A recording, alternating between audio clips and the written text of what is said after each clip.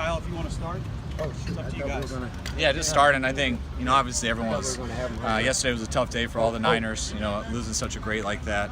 And I think everyone knows what player Dwight was.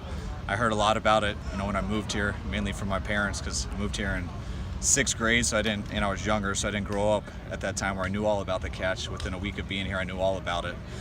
Spent 6th grade, 7th grade, and 8th grade as a ball boy up there where I got to spend a lot of time with Dwight. Him and Vinny were working in the pro department, and those were two guys I hung around a lot, and I just know how great of a person he was, where everyone else knows the player he was. And over the last year, just being here, being able to see him a number of times up in the building, got to talk to him last on draft day last year, and hasn't changed a bit. Such a good person, so special to this place. And we had Keenan talk to the team a little bit about him today to tell him what type of guy he was, and just to hear how he was in the locker room. It wasn't a coincidence that that team was so tight. To hear the type of teammate he was, the type of friend he was to people like Keena and the rest of that team, that's what we're trying to build here. That's why they had a great culture then. Started out with great people, starting with Dwight, and that's what we're trying to emulate. And got a lot of respect for that guy, and he's going to be greatly missed. Yeah, Kyle, any specific memories of when you were running around here and Dwight was around? They just always used to pick on me left and right, and I was kind of their guinea pig, and they'd send me on errands, and they'd all have golf carts and make me race next to them, and I'd have to run, and I'd always lose. And I think I entertained them a lot, and I just looked up to all of them, and it was really, I didn't know it at the time, but now that I'm older and I look back on that stuff, that stuff had a huge impact on who I am now, and I feel very fortunate to be able to grow up around people like that, especially him.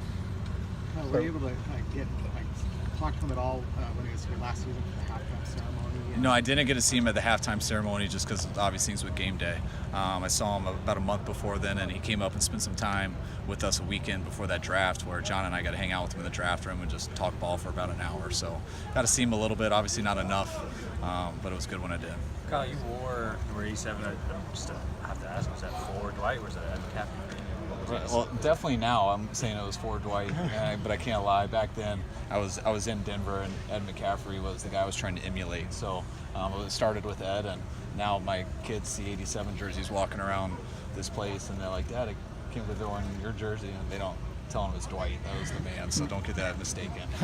So once again, you had thoughts and feelings when you got the news about that? I was just sad. You knew when you got sick how big of a challenge it was going to be.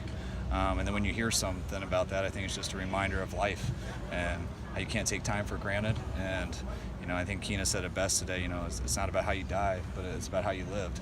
And I think anyone who knows him has been around him. He lived a great life and left a huge imprint. And, whether you go at 61 or 90 or 30, whenever it is, he did it right. And I think we were all thankful for that. All right, thanks, Coach. We got John. Thanks, guys. Appreciate it.